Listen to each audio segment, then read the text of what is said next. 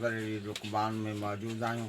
हींअर जमात salad committee सूबा सिंध जो सूबाई सदर किबला साईं फ़कीर मोहम्मद सलीम सियाल अवैसी कादरी साहब सां गॾु आहियूं। साईं अर्ज़ु इहो आहे त अव्हां जी तमामु घणी शाइरी ॿुधी वञे थी ऐं घणे असां ॿुधो आहे त हींअर तव्हां महिरबानी करे नाज़रीन खे पंहिंजी का शाइरी ॿुधायो। जे झूंगारे ॿुधायो त बि सही आहे, जे बैत में ॿुधायो त बि सही। जी हातिम अली साईं अल्हम्दुलिल्लाह मूंखे त इहो को शौक़ु न आहे त मां मुंहिंजा जेका मुंहिंजी शाइरी जा कलाम जेको आहे मां रागिन खे ॾियां, इहा मूंखे ज़रूरत ई कान्हे। बहरहाल शाइरी मुंहिंजी लिखियलु आहे, शाइर लिखियलु आहिनि, सिंधी में लिखियलु आहे, उर्दू फारसी में बि लिखियलु आहे, सराइकी में बि लिखियलु आहे, हिंदी में बि लिखियलु आहे। ऐं इलाही कंहिंखे ख़बर आहे, कंहिंखे नाहे बि ख़बर ज़रूरु न आहे। मुंहिंजो मक़सदु आहे बसि घर घर में मुंहिंजे महबूब जी ड्यूटी ॾियां, लख सलवात पढ़ायां। पर तव्हां चओ था त मां पंहिंजो हिकिड़ो कलाम लिखियलु थोरो तव्हांखे मां ॿुधायां। मूंखे ॾाढो वणंदो आहे ऐं तमामु जेको आहे कलाम मुंहिंजा मूंखे तमामु घणो वणंदो आहे ऐं तमामु वॾी ॻाल्हि लिखियलु आहे, जेको आहे इल्मु वारा सम्झंदा थी काथी ॻाल्हि लिखियलु आहे, उहो तव्हांखे मां थोरो ॿुधायां थो। वरी अॼु रत रुवारे थो असांखे नींहं जो नातो,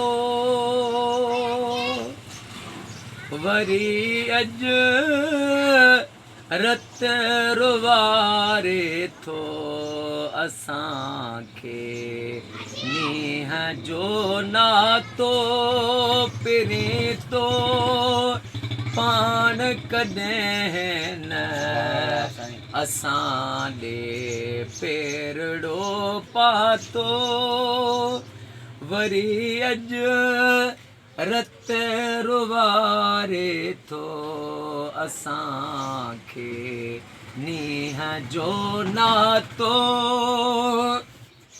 वञी दर दर हयम सैनू पई न कल मूंखे काई काई काई, वञी दर दर हयम सैनू पई न कल मूंखे काई काई काई, छॾे हू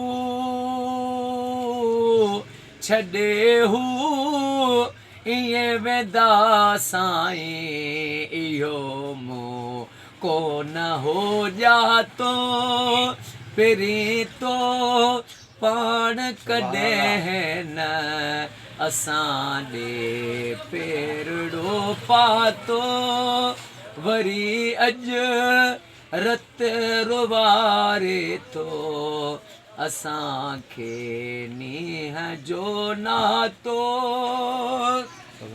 सलिया जे सूर सलीम सियाल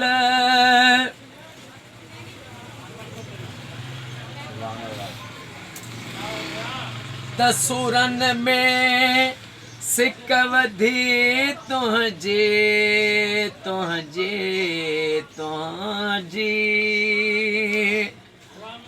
मुंहिंजे मन में थियो मातम, जॾहिं खां लऊं पहिरीं लातो, वरी अॼु रत रुवारे थो असांखे नींहं जो नातो, पहिरीं तो पाण कॾहिं न असां ॾे पेरड़ो पातो।